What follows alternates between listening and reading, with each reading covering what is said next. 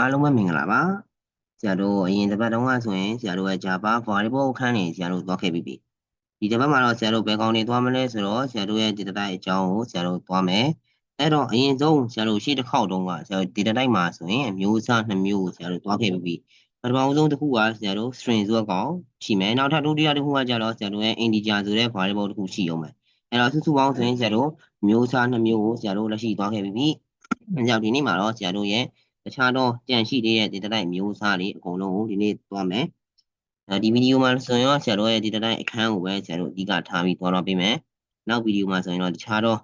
data type ပြီးသွားပြီဆိုတော့တခြားသင်ခန်းစာနောက်တစ်ခုဆရာတို့ဆက်သွားမယ်အဲ့တော့ဟုတ်ပြီအရင်ဆုံး command line တစ်ခုခေါ်ထားမယ်ဟုတ်ပြီအဲ့တော့ဆရာဒီထဲမှာကျတော့ဆရာတို့ရဲ့ data type ခေါင်းစဉ်တက်ထားလိုက်data type အခန်းသွားမှာဖြစ်တဲ့အကြောင်းဆရာတို့ရဲ့ data type ခေါင်းစဉ်တက်ထားမယ်ဟုတ်ပြီအဲ့တော့ပထမအဆုံးတစ်ခုဆရာတို့ရဲ့ data type ဆိုတာဘာလဲဆရာတို့စဉ်းစားမယ့်ချိန်ရောက်ပြီ data type ဆိုတာဘာလဲအဲ့တော့ data type ဆိုတာကတော့ဆရာတို့ရဲ့ data တွေသိမ်းဆည်းထားတဲ့ကောင်data သိမ်းဆည်းထားတဲ့ကုတ်တွေပြော data သိမ်းဆည်းထားတဲ့ကုတ်တွေဥပမာဖြစ်ဆိုရင်ဆရာတို့ integer ဆရာတို့လက်ရှိရှေ့တစ်ခေါက်ကသွားခဲ့ပြီ integer ဆိုတဲ့ကောင်ကဆရာတို့ရဲ့ int ဆိုတဲ့ကုတ်သုံးတယ်ဒါဆရာတို့ Java မှာဆိုရင် int ဆိုပြီးတော့ integer သုံးတယ်အဲ့ဒီ int ဆိုတဲ့ integer ကုတ်ထဲမှာဆရာတို့ number တွေများစွာသော number တွေနံပါတ်တွေအများကြီးရှိတယ်အဲ့နံပါတ်တွေအများကြီးကိုသိမ်းဆည်းထားတယ်အဲ့လိုမျိုးသိမ်းဆည်းထားပြီးတော့ပေါင်တွေမျိုးစားတွေကိုဆရာတို့ဘယ်လိုခေါ်လဲဆိုတော့ data type လို့ဆရာတို့ခေါ်တယ်ဆရာတို့သိဖို့အရေးကြီးတယ်အဲ့တော့ဟုတ်ပြီဆရာတို့ integer အဲ့တော့ထားပါတော့ဆရာတို့ရဲ့ဒီ data တွေသိမ်းဆည်းရကောင် data လေးဆရာတို့ထဲမှာထည့်ပြီးတော့သိမ်းဆည်းလို့ရတယ်ကိုလိုချင်တဲ့ data တွေကိုလည်းသိမ်းဆည်းလို့ရတယ်အဲ့လိုမျိုးကောင်းတွေကိုဆရာတို့ data type လို့ခေါ်မယ်အဲ့တော့ပထမဆုံးတစ်ခုကဆရာတို့လက်ရှိရှေ့မှာတွားခဲ့ပြီးသား string ဆိုတော့ string ကတော့ဆရာတို့ရိုးရှင်းတယ်သူ့ထဲမှာဘာဆရာတို့သိမ်းဆည်းမယ်လဲဆိုတော့ဆရာတို့ရဲ့ text ဆိုတဲ့စာကြောင်းတွေ text တွေစာကြောင်းတွေသိမ်းဆည်းမယ်အဲ့ဒီစာကြောင်းတွေကိုဆရာတို့ကိုလိုချင်တဲ့ထည့်ချင်တဲ့စာကြောင်းကိုတို့သိမ်းဆည်းရမလဲဆိုတော့ double quote ဆိုတဲ့ဆရာတို့ရဲ့အပေါ်က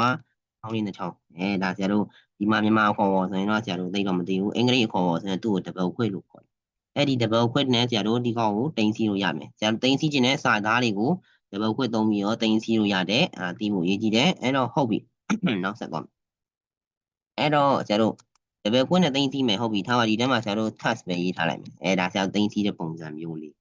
အဲ့တော့နောက်တစ်ခုဆရာတို့ရှိမှာသွားခဲ့ပြီးတာဗာလဲဆိုတော့ဆရာတို့ရဲ့ integer number တွေသိမ်းဆည်းမှာကောအဲ့တော့ဒီကောင်ကျတော့ဆရာတို့ကုတ်ရေးတော့ int ဆိုရရေးတယ် int အသေးနဲ့ပဲ small letter နဲ့ပဲ int အရှိကောင်ကတော့ဆရာတို့ဒီကောင်က integer လို့ခေါ်မယ်အဲ့တော့ဆရာဒီကောင်ကိုအရှိကောင်အားဖြင့်ဆိုရင်ဆရာရှေ့မှာရေးထားပေးလိုက်မယ်ဒီကောင်ကဆရာတို့ရဲ့ integer ဟုတ်ပြီသူ့ထဲမှာဘာကြီးသိမ်းဆည်းမလဲဆရာတို့စဉ်းစားမယ်သူ့ထဲမှာဘာကြီးသိမ်းဆည်းမလဲဆရာတို့ရှေ့တစ်ခေါက်ကဆရာတို့ပြောခဲ့ပြီးသားရှေ့တစ်ခေါက်ဗီဒီယိုမှာတော့ဆိုရင်ဆရာတို့ number တွေသိမ်းဆည်းချက်ကောင်လို့ဆရာပြောခဲ့ပြီးဒီအဲ့တော့မပြောခဲ့ပြီးဆိုရင်လည်းမပြောခဲ့ရသေးဘူးဆိုရင်လည်းတစ်ခေါက်ပြန်သွားကြည့်ရမယ်ပြောခဲ့ပြီးဆိုရင်လည်းတစ်ခါရဲ့ revision ပြန်ပြီးသားဖြစ်သွားပြီအဲ့တော့ integer ဆိုတာဆရာတို့ရဲ့ number တွေနံပါတ်တွေသိမ်းဆည်းမယ်ကောင်တစ်ခုပဲ data တစ်ခု data အချက်လက်တစ်ခု data အချက်လက်တွေဆရာတို့လိုချင်လိုတလောက်ထုတ်ပြီးတော့သိမ်းဆည်းရရဆရာတို့ပေးခဲ့လိုက်တဲ့ variable ပေါ်မူတည်ပြီးတော့ဆရာတို့ဒီထဲမှာကိုလိုချင်တယ်လို့ဆရာတို့ data type နဲ့ကြည့်ပြီးတော့သိမ်းဆည်းရမယ်ကို data type က integer data type ဖြစ်နေမယ်ဆိုရင်ဆရာသိမ်းဆည်းရမယ် store value ဆိုတဲ့ကောင်ကလည်း number တွေဖြစ်နေရမယ် number တွေမဟုတ်ဘဲနဲ့သွားပြီးတော့ integer ပေးရတဲ့တခါလေးတန်းပြီးတော့ text တွေသွားသိမ်းဆည်းရင်သိကြတယ်ဒါ error တက်ပြီဘာမှပြောနေကြမလို့တော့ဒီကောင်ကဆရာတို့ရဲ့ပုံစံမှားသွားပြီတိဆောက်ပုံမှားသွားပြီအဲ့တော့မှားသွားပြီဆိုတော့ဒီကောင်ကတော့လွဲသွားပြီပေါ့အဲ့တော့ဟုတ်ပြီအဲ့တော့နောက်ဆက်သွားမယ်ဆိုတော့ဆရာတို့ task string ခံ string ပြီးသွားပြီအဲ့တော့ဆရာဒီကောင်လေးနဲ့ကြော်လိုက်မယ်ဟုတ်ပြီဒီကောင်ကသိမ်းစီမှာကဆရာတို့နံပါတ်ဒီပဲသိမ်းစီမှာဆရာတော့1 2 3 4 5ပဲထားလိုက်ပြီအဲ့တော့ဟုတ်ပြီနောက်တစ်ခုကဆရာတို့ဗာလဲဆိုတော့ float number လို့ခေါ်တယ် float လို့ခေါ်တယ် float data type float ဆိုတဲ့ကောင်ကဆရာတို့ရေးတော့ကုတ်မှာဆိုရင်ဒီလိုမျိုး float နဲ့ရေးတယ်အခေါ်ကဆရာတို့ floating number လို့ခေါ်တယ်ဒသမကိန်းသူ့ကိုခေါ်ရင်ဒသမကိန်းလို့ခေါ်တယ်ဆရာတို့ရဲ့မြန်မာအခေါ်ပေါ်ရပြောရင်ဒသမကိန်း floating number လို့ခေါ်တယ်သူရဲ့သိမ်းဆည်းတဲ့ number တွေကကြတော့ဆရာတို့ဘာသိမ်းဆည်းမလဲဆိုတော့ဒသမကိန်းတွေပဲဆရာတို့သိမ်းဆည်းမယ်ဥပမာဖြစ်ဆိုရင်ဆရာတို့1.12ကိုကြိုက်တဲ့လောက်သိမ်းဆည်း1.12ဖြစ်ဖြစ်2.12ဖြစ်ကြိုက်တဲ့လောက်သိမ်းဆည်းလို့ရတယ်ဒါပေမဲ့တစ်ခုရှိတယ်ဆရာတို့ရဲ့ float မှာဆိုရင် unit တစ်ခုရှိတယ် အဲ့ဒီ unit ကဆရာတို့သိမ်းဆည်းလိုက်တဲ့အတိုင်းမှာထည့်ပေးရမယ်ဒါဆရာတို့ရဲ့ float ဒါတနမကိန်းနေမှာပဲတနမကိန်းမှာလည်း unit ကရှိတာတခြားတော့ကောင်တွေမှာ unit မရှိဘူးအဲ့တော့တနမကိန်းမှာဘယ်လိုထည့်ပေးရမလဲဆိုတော့ဆရာတို့ထည့်လိုက်တဲ့သိမ်းဆည်းထားမဲ့ value ဆရာဒီမှာ variable တစ်ခုဖန်တီးပေးမယ်အဲ့တော့ဆရာတို့ကြည့်မယ်ဆိုရင် variable တစ်ခုဆရာတို့ရဲ့ float နဲ့ဖန်တီးလိုက်မယ်ဟုတ်ပြီအရင်ဆုံးဆရာတို့ data type float ကိုရေးလိုက်တယ်ရေးပြီးပြီဆိုရင်ဆရာတို့ရဲ့ဖန်တီးခြင်းနဲ့ variable name ကဆရာတို့ရဲ့ float ပဲပေးလိုက်မယ် f number ဟုတ်ပြီ equal to 2ထဲမှာသိမ်းဆည်းမယ်တဒမကိန်းကဆရာတို့ပုံမှန် number လေးနဲ့ပဲသိမ်းဆည်းရမယ်အဲ့တော့1.10ဟုတ်ပြီဟုတ်ပြီ1.10ပြီးသွားပြီနောက်ဆုံးမှာ unit ထည့်ပေးရမယ် unit ကဆရာလွယ်ကူတယ် float ဆိုတော့ f ပေါ့အတူကောက်ပဲ f ပြီးပြီဆိုရင်ဆရာတို့အပိတ်မှာ semicolon မှာပိတ်ရမယ်နောက်ဆုံးပိတ် semicolon မှာလည်းပိတ်ပေးရမယ် okay အဲ့တော့ဆရာတို့ဒီမှာ unit ဆိုတဲ့ f လေးထည့်ထားတယ်f ဆိုတဲ့ကောင်ကဆရာတို့ရဲ့သူ့ရဲ့ unit လို့ခေါ်တယ် unit ဆိုတာဆရာတို့ဘာလဲဆိုတော့ဆရာတို့ရဲ့ float ဆိုတဲ့စကလုံးအဲ့ဒီစကလုံးထဲမှာရှေ့ဆုံးကစကလုံးဖြစ်တဲ့ f ကိုပဲသူကယူပြီးတော့ unit ဖြစ်ပြောင်းပြီးထည့်ထားတာအဲဒီကောင်ကကြည့်မယ်ဆိုရင်ဆရာတို့ဒါတဒမကိန်း float number ဆိုတဲ့အဓိပ္ပာယ်ရပါပြီအဲ့တော့ဟုတ်ပြီအဲ့တော့ဒီ f ဆိုတဲ့ကောင်ကကြတော့ဆရာတို့ရဲ့ unit ထည့်ပေးရမယ်အကယ်၍ဆရာတို့ unit မထည့်ထားဘူးဆရာတို့ဒီမှာကြည့်မယ်ဆိုရင်ဘာဖြစ်သွားလဲหนีသွားပြီတဲ့หนีသွားပြီ error တက်သွားပြီ error တက်နေဒီကောင်ဟိုဒီကောင်ဆရာပန်ပိတ်ထားလိုက်မယ်ဟုတ်ပြီဒီမှာကြည့်မယ်ဆိုရင် error တက်နေတယ်ဒီမှာ error တက်နေတယ်အဲ့တော့ error မတက်အောင်လို့ဆရာတို့နောက်ဆုံးမှာ unit ထည့်ပေးလိုက်မယ်သူ့ရဲ့ unit ဖြစ်တဲ့ f အဲ့တော့ဟုတ်ပြီနောက်ဆုံးမှာဆရာတို့ unit ထည့်ဖို့မမေ့နဲ့အဲ့တော့ unit ကအရေးကြီးဆုံးပဲဟုတ်ပြီနောက်ဆက်သွားမယ်အဲ့တော့နောက်ဆက်သွားမယ်ဆိုတော့ဆရာဘာရှိတယ်ဆိုတော့ဆရာနောက်ထပ်တစ်ခု character သူ့ကြောင့် coin char လို့ဆရာတို့သုံးတယ်ဆရာတို့ကုတ်မှာဆိုရင် char ဆိုပြီးသုံးတယ်အဓိပ္ပာယ်ဆရာတို့ character ဆိုတဲ့အတိုင်းပဲသူ့မှာအင်္ဂလိပ်အခရာ alphabet တွေရှိမယ်အဲ့ဒီကိုလိုချင်တဲ့ alphabet တစ်ခုကိုပဲသုံးပေးလို့ရမယ်အဲ့ဒါဆရာတို့သိဖို့အရေးကြီးတယ်ဟုတ်ပြီအဲ့တော့ဒီကောင်ကကျတော့ဆရာတို့ရဲ့ character ဟုတ်လားချက်မှတ်လိုက်မယ်ဟုတ်ပြီအဲ့ဒီ character မှာသိမ်းဆည်းလို့ရတဲ့ value တွေကဘာလဲဆိုတော့ဆရာတို့ရဲ့ A to Z ဘယ်လိုသိမ်းဆည်းရမလဲဘယ်လိုသိမ်းဆည်းရမလဲဆိုတော့အဓိကအရေးကြီးတယ်သူ့ကိုဆရာတို့သိမ်းဆည်းရမယ် character တွေ character ဆိုတာကဆရာတို့ရဲ့ A to Z ပဲ A to Z ထဲကကိုလိုချင်တဲ့တစ်လုံးကိုပဲသိမ်းဆည်းပေးရတစ်လုံးဘယ်လိုသိမ်းဆည်းရမလဲဆိုတော့ဆရာ single ခွက်လို့ခေါ်တယ်သူ့ကိုအပေါ်ကဆရာတို့ရဲ့ string မှာတစ်ခေါက်သိမ်းဆည်းထားတယ်ဒီကောင်ကိုကြည့်မယ်ဆိုရင်သူက double ခွက်နဲ့သိမ်းဆည်းထားတယ် double ခွက်နဲ့သိမ်းဆည်းထားတယ်အောက်ကဆရာတို့ရဲ့ character ကြတော့အပေါ်ကောင်လို့မဟုတ်ဘူးเนาะ single ခွက်နဲ့သိမ်းဆည်းတယ်သူထဲမှာဘာရေးလို့ရမလဲ A to Z ဆိုတဲ့ဆရာတို့ရဲ့ alphabet တွေရေးလို့ရစလုံးပဲရေးလို့ရစလုံးပဲကိုလိုချင်တဲ့ကိုထည့်ချင်တဲ့စလုံးကိုပဲဒီကောင်ကသုံးလို့ရမယ်အချက်ရေးကြည့်တယ်အဲ့တော့ဆရာဒီမှာကြည့်မယ်ဆိုရင် A to Z ပဲဒါကိုယ့်ဘာကိုအသေးဖြစ်ဖြစ်အကြီးဖြစ်ဖြစ်ရတယ် small letter ဖြစ်ဖြစ် capital letter ဖြစ်ဖြစ်ကြိုက်တာသုံးရတယ်။ဒါတစ်ချက်သိဖို့ရေးကြည့်တယ်။ဘာလဲဆိုတော့ဆရာတို့ရဲ့ character ဆိုတဲ့ကောင်က single ခွင့်နဲ့သိမ်းဆည်းပေးရဖို့ကအရေးကြီးတယ်။အဲ့တော့ဟုတ်ပြီ။နောက်တစ်ခုအဲ့တော့ character ပြီးပြီဆိုတော့နောက်တစ်ခုက boolean ဆိုတာကတော့ဆရာတို့ရဲ့အမှားမှန်ခွဲခြားပေးမယ် value မျိုးအဲ့တော့ data type မျိုးအစားမှာဆိုရင်ဒီ boolean တစ်မျိုးကပဲအမှားမှန်ခွဲခြားပေးမှာအဲ့တော့ boolean ဆိုတဲ့ကောင်ကဆရာတို့ဘာသိမ်းဆည်းမလဲအမှားမှန်ဆိုတဲ့အတိုင်းပဲဒီကောင်က true နဲ့ false ကိုပဲသိမ်းဆည်းပေးမယ် true မဟုတ်ရင် false နှစ်ခုတည်းတစ်ခုကိုပဲကိုကသိမ်းဆည်းလို့ရမယ် true or false ပေါ့ပြောမယ်ဆိုရင်ဟုတ်ပြီအဲ့တော့ true or false နှစ်ခုကိုပဲဆရာတို့သူကသိမ်းဆည်းပေးမယ်အဲ့တော့ဟုတ်ပြီ boolean ဆိုတဲ့ကောင်ကတော့ဆရာတို့ရဲ့ပြောမယ်ဆိုရင်ဘာမျိုးစားလဲဆိုတော့ value မျိုးစားပဲ value တန်ဖိုးနှစ်ခုပဲရှိတယ်သူ့မှာဘာတန်ဖိုးနှစ်ခုပဲရှိလဲဆိုတော့ true နဲ့ false အမှားနဲ့အမှန်တူတယ်တန်ဖိုးနှစ်မျိုးပဲရှိတယ်အဲ့တော့ဟုတ်ပြီဒါနောက်တစ်ခုကကျတော့ဆရာတို့တခြားတော့လူသိနေတဲ့ဒီတိုင်းမျိုးစားတွေဒါလူသိနေတယ်ပြောရတယ်လို့တချို့သင်ခန်းစာမှာလည်းပါတယ်အဲ့တော့ဆရာတို့ကြည့်မယ်ဆိုရင်နောက်ထပ် data type မျိုးစားတွေထပ်ရှိသေးတယ်ဒီ data type 5မျိုးထဲမှာမဟုတ်ဘူးတခြား data type မျိုးစားတွေအများကြီးရှိတယ်အဲ့တော့ပထမဆုံးမျိုးစားဆရာတို့ဒီမှာဆက်သွားမယ်အဲ့တော့ပထမဆုံးမျိုးစားက byte ဆိုတော့ကော byte ဆိုတဲ့ data type မျိုးစားသူကကြတော့ဆရာတို့ရဲ့ integer နဲ့အတူတူပဲ number ပဲသူ့ကိုသိမ်းဆည်းလို့ရတဲ့ကောင်က number ဆိုတဲ့ number တွေပဲသိမ်းဆည်းလို့ရမှာ1 2 3ပဲသူလည်း1 2 3ပဲဆရာသိမ်းဆည်းလို့ရမယ်ဆရာဒီမှာ1 2 3ပဲမှတ်ထားလိုက်မယ်ဟုတ်ပြီအဲ့တော့နောက်တစ်ခုကဆရာတို့ short လည်းအဲ့လိုမျိုးပဲဆရာတို့ရဲ့ number တွေပဲသိမ်းဆည်းလို့ရမှာအဲ့တော့ဆရာတို့ဒီမှာ ကြည့်မယ်ဆိုရင် number လေးကြီးပဲ integer မှာလည်း number short မှာလည်း number အဲ့တော့ number နဲ့သိမ်းစီးတဲ့ data type မျိုးစား3မျိုးတော့3မျိုးမကဘူး3မျိုးမကဘူးနောက်တစ်မျိုးရှိသေးတယ်ဟောအဲ့တော့နောက်တစ်ခု long ဆိုတာလည်းထုံနည်းတူစွာပဲဆရာတို့ရဲ့ number တွေပဲသိမ်းစီးမှာnumber ပဲသိမ်းစီးမှာဒါ number data type မျိုးစားတွေပဲအဲ့တော့ဒီမှာ number ပဲသိမ်းစီးမှာအဲ့တော့ဆရာတို့ဒီမှာစဉ်းစားကြရနှစ်ခုရှိပြီအဲ့တော့ဘာလို့ဖြစ်လို့ number တွေပဲသိမ်းစီးတဲ့ data type က4ခုတော့ဖြစ်နေရတာလဲအဲ့ဒါဘာကြောင့်လဲဆိုတော့ဆရာတို့သူနဲ့သိမ်းစီးတဲ့ကုတ်တိုင်းမှာbyte ဆိုရင် byte short ဆိုရင် short long ဆို long integer ဆို integer အဲ့လိုမျိုးဆရာတို့ကုတ်တစ်ခုချင်းစီတိုင်းမှာသူ့မှာသိမ်းစီးလို့ရတဲ့တန်ဖိုး limit တစ်ခုစီရှိပြီလားတန်ဖိုး limit တစ်ခုစီရှိပြီလားအဲ့လားကိုဘယ်လိုခေါ်လဲဆိုတော့ဆရာတို့ data limit လို့ခေါ်တယ် data limit သူ့ရဲ့ခေါ်ပါဆရာ data limit ဆရာသူ့ထဲမှာသိမ်းစီးလို့ရတဲ့တန်ဖိုးအရေးအတွက်အရေးအတွက် data limit လို့ပဲခေါ်တယ်ဆရာတို့က data limit အဲ့ဒီ data သိမ်းစီးလို့ရတဲ့ data အချက်လက်တွေကသူ့ limit နဲ့သူရှိမယ်သူ့ limit ကျော်ပြီးသိမ်းစီးမယ်ဆိုရင်ဒီကောင်ကသိမ်းစီးလို့မရတော့ဘူး error တက်တယ်ဒီကောင်ကိုဆရာဘယ်လိုခေါ်လဲဆိုတော့ data limit အဲ့ဒီ data limit တွေဆရာတို့ဒီနေ့သွားမယ်အဲ့တော့ဟုတ်ပြီပထမဆုံးတစ်ခု byte ဆိုရင်ဆရာတို့ရဲ့ data type မျိုးစားသူကကျတော့ဆရာတို့ number ပဲလေဆရာတို့တကူးတကားတော့မရေးတော့ဘူးအဲ့တော့သူကသိမ်းစီးတဲ့ကောင်ကကျတော့ဆရာတို့ number လေးနံပါတ်တွေပဲသိမ်းစီးမယ် data limit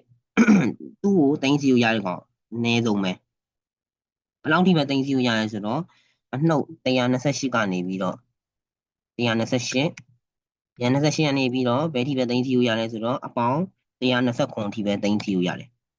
သူ့ကိုသိမ်းစီးလို့ရရင်သူက100ကျော်ပဲသိမ်းစီးလို့ရတာ200အထိသိမ်းစီးလို့မရဘူး200ကျော်လို့လည်းမရဘူး128ထိပဲ limit ရှိတယ်ဒီမှာအဲ့တော့ဟုတ်ပြီဆရာစမ်းကြည့်အောင်ဗိုက်အဲ့တော့ဟုတ်ပြီဆရာတို့ variable တစ်ခုဖန်တီးလိုက်ဒီကောင်ကဆရာပြန်ဖြတ်ထားလိုက်မယ်ဘလောက်ကိုဆရာပြန်ဖြတ်ထားမယ်အဲ့တော့အခုလက်ရှိဆရာတို့ရဲ့ byte ဆိုတဲ့ data type မျိုးစားအဲ့တော့ဆရာ byte ဟုတ်ပြီနောက်ပြီးတော့ဆရာတို့ထားပါတော့ num ပဲပေးလိုက်မယ် num ဆိုတာ number ကိုပြောတာအဲ့တော့ဟုတ်ပြီ variable ကကျတော့ဆရာတို့ရဲ့ num ဆိုတဲ့ variable တစ်ခုရှိမယ်သူထဲမှာသိမ်းစီးလို့ရတာဆရာတို့ရဲ့ number တွေပဲအဲ့တော့ဒီထဲမှာဆရာတို့ထားပါတော့ဆရာ120သိမ်းစီးထားမယ်120အဲ့တော့တက်လားမတက်သေးဘူးဒီအဝါရောင်ဆိုတာဆရာမသုံးမပြုတ်ထားဘူးဆိုတာဒီဆရာတို့ရဲ့ variable ဆရာတို့ဖန်တီးထားတဲ့ variable ကိုအသုံးမပြုတ်ရသေးဘူးလို့ပြောတာဒီမှာ not use this ဒါဆရာတို့အသုံးမပြုတ်ရသေးဘူးဆရာတို့ရဲ့ variable ကြီးကိုဆရာတို့ရဲ့အသုံးမပြုတ်ရသေးဘူးလို့အဓိပ္ပာယ်ပြောတာဒါအဝါရောင်ပြတဲ့အကြောင်းရင်းပဲအကြောင်းအဝါရောင်ပြလဲဆိုတော့ဆရာတို့ရဲ့အသုံးမပြုတ်ရသေးရဲ့ကောင်မလို့အဝါရောင်ပြနေတာအနီရောင်ပြရင်ဒီကောင် error ပဲအဲ့တော့ဟုတ်ပြီဆရာတို့ data limit ကအပေါင်း129ထိရှိမယ်အဲ့တော့ဆရာတို့126ထိသွားပြတဆင်ကြီးတက်မယ်126အဲ့ဒါတက်လားမတက်သေးဘူးရိုးအတိုင်းပဲအဲ့တော့120ခွန်အဲ့ဒါတက်လားမတက်သေးဘူးဒါဆရာ data limit ရောက်ပြီ data limit က129အထိပဲရှိတယ် data limit ရောက်ပြီအဲ့တော့နောက်တစ်ခု128အဲ့တော့ကြည့်မယ်အဲ့ဒါတက်သွားပြီအဲ့ဒါတက်သွားပြီဒီမှာကြည့်အနီအောင်ပြသွားပြီအနီအောင်ပြသွားပြီဒီမှာ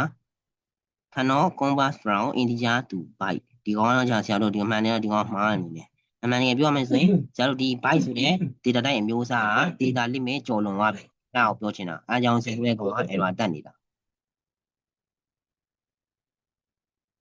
အဲ့တော့ဟုတ်ပြီ error မတက်အောင်လို့ဆရာတို့ပြန်ပြီးတော့ဆရာတို့ရဲ့ကောင်ကိုပြန် short ချပေးရအဲ့တော့ဆရာတို့ data limit က129ထိပဲရှိမယ်နှုတ်မှာ minus မှာဆိုရင်128 129ထားတယ် error တက်တယ်128error မတက်တော့ဘူး error ပြန်ရှင်းသွားပြီ128ထိပဲရှိမယ်အဲ့တော့ဟုတ်ပြီဒါဆရာတို့ရဲ့ byte ဆိုတဲ့ data type တန်ဖိုးရဲ့ limit အဲ့ဒီ data type ရဲ့ဆရာတို့ limit တွေရှိမယ်သူ့ limit နဲ့သူဆရာတို့ရှိပြီလားအဲ့တော့ဟုတ်ပြီ byte ပြီးပြီဆို short byte ကအသေးဆုံးအဲ့တော့ short ကကြတော့ byte ထပ်ပို့နည်းနည်းကြီးသွားပြီတန်ဖိုးနည်းနည်းကြီးသွားပြီသူ့မှာဘယ်လောက်ထိသိမ်းစီးရလဲဆိုတော့သူ့မှာသိမ်းစီးရတန်ဖိုးက3000ကျော်အထိရှိမှာအနှုတ်32968ကနေပြီးတော့ဒီတန်ဖိုးတွေကဆရာအတိအကျရနော်အတိအကျတွေကိုယ်တိုင်ဆရာတို့ရဲ့ပုတ် editor မှာသွားစမ်းလို့ရတယ်သွားစမ်းကြည့်လို့ရတယ်ကောင်းနေရဆရာဆောနာကလည်း byte ဆိုတဲ့တန်ဖိုးကိုဆရာတို့ data limit ဘယ်လောက်ထိရှိလဲဆိုတော့လက်တွေ့စမ်းပြပြီးပြီအဲ့တော့အခုလက်ရှိဆရာတို့ရဲ့ short အဲ့တော့အပေါင်းကကြတော့ဆရာတို့ plus ကကြတော့100 32960အထိရှိမယ် အဲ့တော့ဒါဆရာတို့ရဲ့ short ရဲ့ data limit နောက်တစ်ခု long ကကြတော့ short ထက်နည်းနည်းများသွားပြီနည်းနည်းပိုကြီးသွားပြီတဖြည်းဖြည်းနဲ့ပိုကြီးလာတယ်အဲ့တော့ long မသွားသေးဘူး integer သွားမယ် integer ဆရာတို့အလယ်လက်သမား median အလယ်လက်ပဲဒီကောင်ကအလယ်လက်နေရာမှာပဲရှိတယ်အဲ့ဒါကြောင့်လို့ဆရာတို့ code editor အတိုင်းမှာဒီ integer ကိုပဲအသုံးများတာဆရာဆတော့သင်သွားပြီးတဲ့5ခုကကြတော့အသုံးအများဆုံး5ခုအောက်ကကျန်တဲ့3ခုကကြတော့အသုံးနည်းနည်းနဲတယ်တိတ်ပြီးတော့မတွေ့ရဘူးတွေ့ရခဲတယ်အဲ့တော့ဟုတ်ပြီ integer ကြတော့ဘယ်လောက်ထိသိမ်းစီလို့ရမလဲဆိုတော့သူ့မှာသိမ်းစီလို့ရတာ2 billion ထိရှိမယ်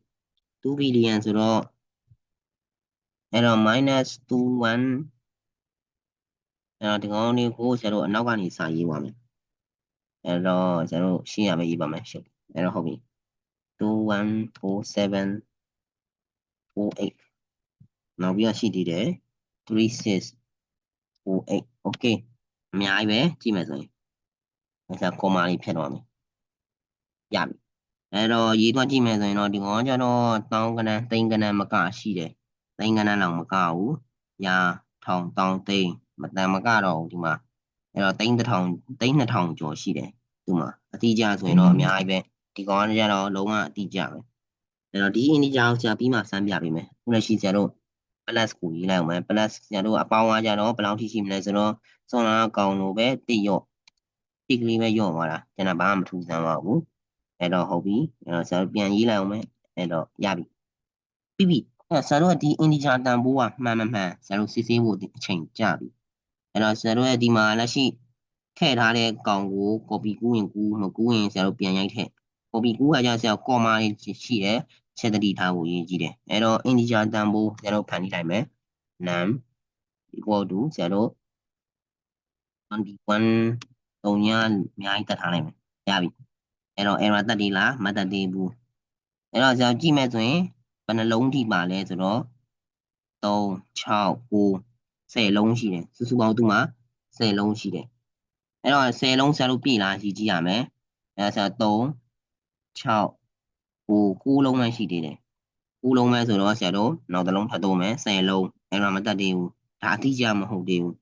အဲ့တော့အတိအကျဖြည့်ခြင်းဆရာတို့ဒီမှာနောက်ထပ်2လုံးဆရာတို့ပြောင်းလိုက်မယ်4ခွန်အဲ့တော့တက်သေးလားမတက်သေးဘူးအကောင်းတိုင်းပဲနောက်တစ်ခု4 8ထပ်ပြောင်းမယ်တစ်စင်းတဖြည်းဖြည်းနဲ့တက်လာပြီအဲ့တော့36နောက်တစ်စင်းက36ဆရာဆက်ထည့်မယ်တက်သေးလားမတက်သေးဘူး40ခွန်မတက်သေးဘူးဒါ limit ပဲဆရာနောက်ဆုံးက40ခွန်နောက်ဆုံးအဆုံးကကျတော့ဒီမှာ9မှာဆုံးသွားပြီနောက်ဆုံးအဆုံးဒါဆရာ data limit ဖြစ်သွားပြီအဲ့ဒီ data limit ထက်ကျော်ပြီးတော့ဆရာတို့ဒီမှာ40ခွန်မဟုတ်ပဲဒီမှာ8လေးထားလိုက်ပြီဆိုရင် error တက်သွားပြီဒီမှာကြည့် error တက်သွားပြီလုံးဝ error ဖြစ်သွားပြီလုံးဝ error ပဲဒါလုံးဝဆရာတို့ရဲ့ error တစ်ခုပဲ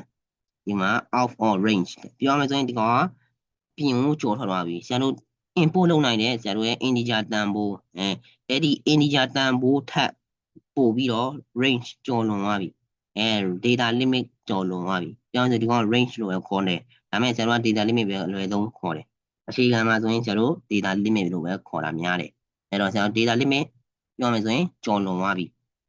out of range အဲ့တော့ဒီကောင်က range တစ်ခုကိုကျော်လွန်သွားပြီဖြစ်တဲ့ကြောင့်ဆရာတို့ဒီကောင်က error တက်သွားတယ်အဲ့တော့မကျော်လွန်ခြင်းဆိုရင်ပြန်ပြီးတော့နံပါတ်လေးလျှော့ပေးလိုက်မယ်ဆိုရင်ပြန်ကောင်းသွားရောအဲ့တော့ဆရာတို့ရဲ့ထည့်ထားတဲ့ number တွေအကုန်လုံးကမှန်တယ် data limit ကလည်းမှန်သွားပြီအဲ့တော့ဆရာတို့နောက်တစ်ခု long ကကျတော့ဆရာတို့ရဲ့ number data type မှာအကြီးဆုံးကောင်လုံးဝကြီးအကြီးဆုံးပဲသူ့ကိုရေးရမယ်ဆိုရင်တော့တော်တော်များတယ်ဆိုတော့ဆရာဒီကောင်တော့ရေးလိုက်မယ်တော်တော်များပြောမယ်ဆိုအဲ့တော့9ကနေစမယ်9 3 2ဒီကောင်ကတော်တော်များတဲ့ကိန်းကဏ္ဍတစ်ခုဖြစ်သွားပြီအဲ့တော့ခဏတော့အချိန်ခဏပေးရနိုင်အဲ့တော့ဒီကောင်ကကျတော့ဆရာတို့ပြောမှဆိုရင်အရင်တော့လောင်းကကျတော့တိတ်မသုံးဘူးတိတ်မသုံးဖြစ်တဲ့ကြောင့်ဘဟုတုတအနေနဲ့တည်ထားလိုက်မယ်ဆိုရင်အနည်းဆုံးတော့ကိုကပညာတစ်ခုတိုးသွားရုံပဲပညာတစ်ခုတိုးသွားတယ်ပို့ပြီးတော့တည်သွားတယ်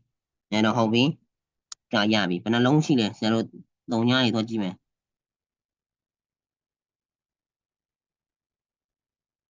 18လုံးရှိမယ်18လုံး19လုံးရှိမယ်19လုံးထိရှိတယ်19လုံးဒါစုစုပေါင်းဆရာတို့19လုံးရှိတယ် ဒါဆရာဒီကောင်ပဲ copy ကိုလိုက်ပြီးတော့အထဲမှာပြန်ရေးလိုက်မယ်ဟုတ်ပြီအဲ့တော့ရပြီအဲ့တော့ဆရာတို့ကောင်ပြီးသွားပြီလောင်းနေပြီးသွားပြီလောင်းနေကိုယ့်အောင်စစ်ကြည့်လို့ရတဲ့နံပါတ်ကအရှိကြီးပဲစုစုပေါင်း19လုံးရှိတယ်အဲ့တော့ဆရာတို့တခြားသတိထားအဲ့တော့သက်နိုင်တယ်အဲ့တော့ဆရာတို့ပြီးသွားပြီdata type အမျိုးအစား number data type အမျိုးအစားတွေပြီးသွားပြီအဲ့တော့ဆရာတို့ရဲ့ဆောနာကတရမဂိမ်းကြီးဆရာပြန်သွားမယ်အဲ့တော့နောက်တစ်ခုဆရာတို့ဘာရှန်နေလဲဆိုတော့ဆရာ double ဆိုတော့ကောင် double ကဆရာတို့ float နဲ့အတူတူပဲဘာလဲတရမဂိမ်းကြီးတင်းစီရဲ့ကောင် float နဲ့အတူတူပဲတရမဂိမ်းကြီးတင်းစီမယ်ဒါမဲ့တစ်ချက်သတိထား unit မတူဒီမှာ10.05ပဲထားပါတော့ဆရာတို့ဒီမှာဟုတ်ပြီသူ့ရဲ့ဆရာတို့ရဲ့ unit က double D ဆိုတဲ့အတိုင်းပဲနောက်ဆုံးကရှေ့စလုံး U ရဲ့ D အဲ့တော့သူ့ရဲ့ unit ကဆရာတို့ D ထည့်ပေးရမယ် D ဆိုရဲဆရာတို့ unit ထည့်ပေးရမယ်မထည့်ပေးဘူးဆိုရင် error တက်တယ်တချို့ code editor မှာဆိုရင်ဒီကောင်က unit မထည့်ပေးဘူးဆိုရင် error တက်တယ်တချို့ကျတော့ unit မထည့်လည်းရတယ်ဒါဆရာတို့ကိုရေးတဲ့ code editor ပေါ်မူတည်ပြီးတော့ပြောင်းလဲသွားလိမ့်မယ်အဲ့တော့ဟုတ်ပြီ double ဆိုကောင် D တန်ဖိုးပြီးပြီအဲ့တော့ unit ထည့်ပြီးသွားပြီအဲ့တော့ကျတော့ double နဲ့ float နဲ့အဲ့လိုမျိုးဆရာတို့ဓမ္မကိန်းသိမ်းစီရတဲ့ data type 2မျိုးရှိတာဖြစ်တဲ့ကြောင့်ဆရာတို့ unit ထည့်ပေးရတာ unit မထည့်ပေးဘဲနဲ့ဆရာတို့ဓမ္မကိန်း2မျိုးရှိတာကိုကြိုက်ကိုသုံးဆိုရင်ဒီကောင်ကကုတ်တွေရောသွားနိုင်တယ်ကုတ်တွေရောသွားပြီးတော့ error ရဲ့အထက်ထပ်ကြီးတက်သွားလိုက်ပြီအဲဒါကြောင့်ဆရာတို့ကဒီ code editor မှာဆိုရင်ဆရာတို့ unit တွေ f တို့ d တို့ဆရာတို့ unit ထည့်ပေးရမယ်အဲ့ဒီ unit မပါဘဲနဲ့ဆိုရင်သူက error တက်တယ်တစ်ချက်တတိထားဖို့အရေးကြီးတယ်အဲ့တော့ဟုတ်ပြီအဲ့တော့ဆရာတို့အနှစ်ချုပ်ရမယ်ဆိုရင်ဆရာတို့ data type အခန်းလေးတွားခဲ့ပြီး data type အမျိုးအစားဆရာတို့ဘယ်နှမျိုးရှိလဲဆိုတော့အသုံးအများဆုံး5မျိုးနဲ့အသုံးသိမ့်မသွေးရတဲ့4မျိုးကိုဆရာတို့သင်ခဲ့ပြီးပြီအဲ့တော့ဆရာတို့နောက်တစ်ခုဆရာဘယ်ကောင်းနေသွားခဲ့လဲဆိုတော့ data limit ဆရာတို့ float တို့ double တို့မှာလည်း data limit ကရှိပြီးသားသူ့မှာအများကြီးရှိတယ် double တို့ float တို့က data limit အများကြီးရှိတယ်အဲဒါကြောင့်ဆရာတို့ကအရင်တော့ရှည်ရှည်ဝေးတော့မသွားတော့ဘူးဒီ float နဲ့ double မှာဆိုအဲ့တော့ data limit တွေဆရာတို့အခုလက်ရှိ number data type မှာရှိတဲ့ data limit 4မျိုးကိုပဲဆရာတို့သွားထားတယ်အဲ့တော့နောက်ပြီးတော့ရှိသေးတယ် boolean boolean ဆိုတော့ boolean ကကျတော့ဆရာတို့ data limit က true နဲ့ false ပဲရှိတယ်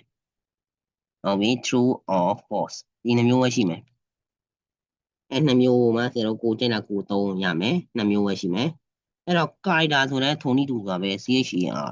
ဒီကောင်လည်းထုံနည်းတူစွာပဲဘာပဲရှိမလဲဆိုတော့ A to Z small letter နဲ့ capital letter 2မျိုးပဲရှိမယ်အဲ့တော့ဟုတ်ပြီ A to Z အသေးကြီး2ခုလုံးနဲ့ရတယ် A to Z ဟုတ်ပြီအဲ့တော့ပြီးပြီဆရာတို့ကောင်ပြီးပါပြီ data limit 5မျိုးကိုဆရာတို့ဒီနေ့သွားခဲ့တယ်ပြီးတော့ data type မျိုးစားဘယ်နှမျိုးရှိလဲစုစုပေါင်းဆိုရင်ဆရာတို့6မျိုးရှိတယ် data type 6မျိုးနဲ့ဆရာတို့ရဲ့ data limit 5မျိုး6မျိုးကိုဆရာတို့ဒီနေ့သွားခဲ့တယ်အဲ့တော့ဆရာတို့ရဲ့ဒီဗီဒီယိုကတော့ဒီမှာနေပြီးပါပြီဒါဆရာတို့ရဲ့ဗီဒီယိုကအပိုင်းလေးနောက်ဗီဒီယိုမှာဆိုရင်ဆရာတို့တခြားတော့သင်ခန်းစာနောက်တစ်ခုဆရာတို့ထပ်လာအောင်မယ်အဲ့တော့အားလုံးပဲမင်္ဂလာပါ